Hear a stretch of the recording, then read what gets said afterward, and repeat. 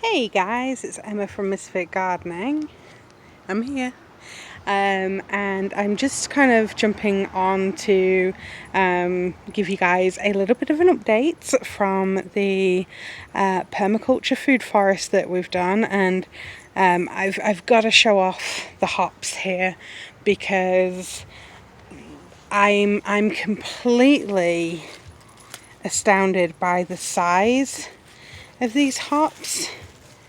I mean, these things are huge. And of course, my husband and I are super excited because obviously we've got a lot of brewing that we're going to be able to do from these. And you know, the only thing that we've really done anything different on here is the permaculture bed that's right next to it. I mean, we've even got hops that are on a brand new plant that's coming in, and that's here, and this one's flowering too, and there's lots of flowers on here, so I'm super stoked by that. And it's very encouraging. But let's just hop over the other side and go see what the permaculture bed looks like. So this is the permaculture bed, and yes, it does look a little bit of a jungle. We've actually got sunflowers here that have kind of keeled over, and you can see up here where it snapped when we had a windstorm. But I wanted to really show that a lot of these plants that are in here actually self-seeded and have grown, and they're doing really well. So first of all, I've got a couple of squashes going here, and this is a candy roaster squash that's there. That one for sure I know was there, and that one was planted. The rhubarb crowns are coming in really well. Got a couple of pears on the pear tree. This tomato has self-seeded itself and is actually producing some of the first tomatoes that we've had this year. Got another one over here too, and again that's got some in here. This is cilantro or coriander, and we just let that go to seed so we can get the seeds, because we actually use it more as coriander than we do for cilantro. This tomato that's kind of in this peach guild is completely self-seeded, and it really enjoys being next to this monarda or bee balm. You can see this little bumblebees hard at it. But I've got a lot of cornflowers that naturally, I mean, I sowed some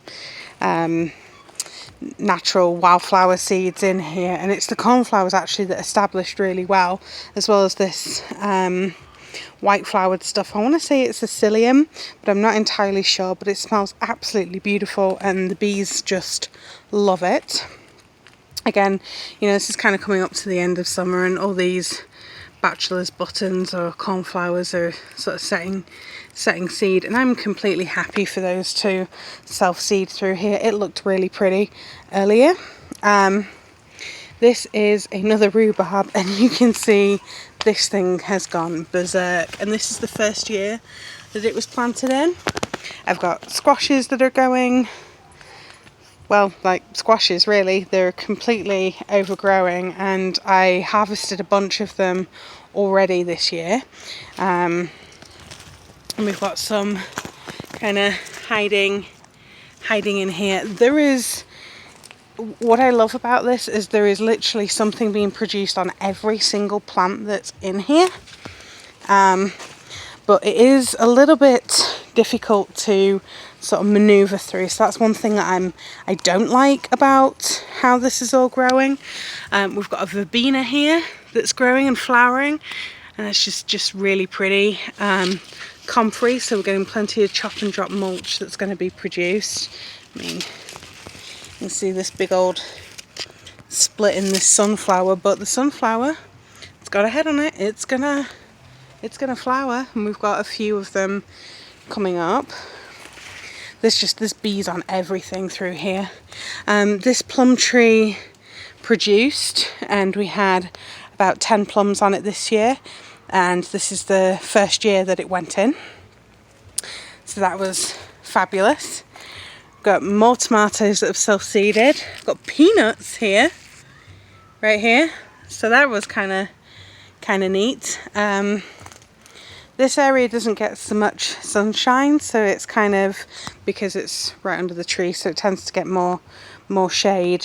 So plants are a lot smaller here, but we've still got squash vines that are coming through. Over on this other side, you can see I've got a ton of grass that's come through, and when I mulched, I actually forgot to put a layer of the paper suppressant down, because I mean we had this big old truck delivered and we got a bunch of our mates over and we just basically got this stuff down. So I do have you know, some that are still coming up through from what was existing, but this stuff's really easy now to kind of pull up. It's just a case of, you know, actually getting the time to pull it out. And I mean, I give all this stuff to the chickens now as kind of a extra treat, and they really enjoy that. So it's super easy to pull up, isn't it, Sparks? I'm just not having the time to do it at the moment. Things are getting a little trampled from the dogs. Just don't respect plant boundaries, do you? Do you, Ted? Oh, you're going to eat some grass. Are you a cow? Are you a cow in a dog's body? Yeah? Are you a cow? Yes. We've been using the trimmings from this tree, because we've been trimming it up to help get things more light, and this prunings and stuff are all going to go through the chipper and help produce, you know, more mulch for the area. So you've got more pumpkins and stuff coming through, and these are looking really healthy. This is black peppermint, and this just, oh, it smells beautiful. It's one of my favourites. We have some walking onions, which are brand new in, and they're just, they're going to start doing their thing soon. The peach tree here actually we had a harvest from here. This thing last year was pretty much dead. We did not think this was going to make it, but as you can see, this has completely flourished and has done a complete 180 here, so that's absolutely fantastic. Got squashes coming out left, right and centre in here. Got loads, and over in the back here there's actually a green Hubbard squash that's going to get quite big, but we've got a myriad of different pumpkins growing. Got pumpkins that are probably going to go up and over the shed at some point. See more kind of kicking in. The cherry tree did produce, but I didn't get to try them, mostly because my husband got to them before I did. And some weird little critters there. Don't know what you are, but we've got some milkweed growing, which is kind of nice for the butterflies, and we've had quite a few in this garden too. But my big problem is we've got a lot of it that's all kind of come up, and it's kind of blocking the pathways. And in actual fact, where some of this space that doesn't grow very well, I think that's where we're going to change it to have a pathway there instead, because a lot of the time we come through here into this permaculture area to kind of have a look through stuff. It's not quite the way that we go through. In this corner here, we're going to make into more of a kind of pollinator friendly area, aren't we? Yes. So obviously we've got tons more squashes, and even more through here. We've got some dewberries here, which would grow fine if Teddy didn't tread on them all the time. This is purple kale that Ryan from A Little Dirt Never Hurt sent me, which is doing really well here. Thimbleberry's loving it in that corner. The one that I have in the chicken coop area, not so much. And I'm actually going to go over this way. This is the tree that we weren't sure whether was going to make it. It hasn't fruited this year, obviously, but it is putting on some leaf growth. Not as much leaf growth as we would like, but it's definitely making a comeback. That's fantastic. And there's some ryegrass there that the dogs like to eat on too, so I'm quite happy to leave that there. But you can see this beautiful carpeting of wildflowers that's here, and it looks really nice, and it's nice to come first thing in the morning when all the bees and stuff are coming through it. But my biggest problem is these guys. Come on, off. Just kind of stomping through here. The big plant here is actually horseradish, and I've got 2 of those, and that seems to really like where it's at as well. Most of these trees, this is the first year that they've been planted, or they've been transplanted from another location, like this one and this one. And also actually the pear tree over in this side, and everything has fruited this year, which is absolutely amazing. But I've got lots of plants in here that have done better than others. So like the lemon balm has done really well, but I had a raspberry here, and the raspberry has not done very well and has actually died. So I'm not too worried that I've got quite a big loss of some of my plants, because some are doing much better. So this is a raspberry here, and it's doing, you know, it's growing. It's not a huge raspberry, but it's doing much better than the one that, you know, died somewhere over here.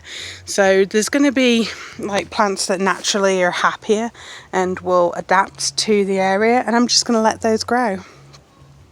And I mean, you can see we've got mulch all over everywhere in here. We've got lots and lots of squashes growing.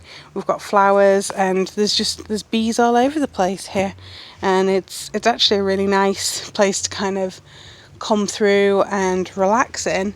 And it doesn't get too hot over here because the trees help to regulate some of the temperature, but ultimately, because this tree is blocking out a lot of the trees and the light in here, we're going to be for sure taking this down a bit, because it's kind of going to start interfering with those power lines, and I don't necessarily want to be on the hook for the, you know, neighbour's power going out. So this is going to be coming down. This put on a lot of growth since we actually started kind of covering everything with mulch.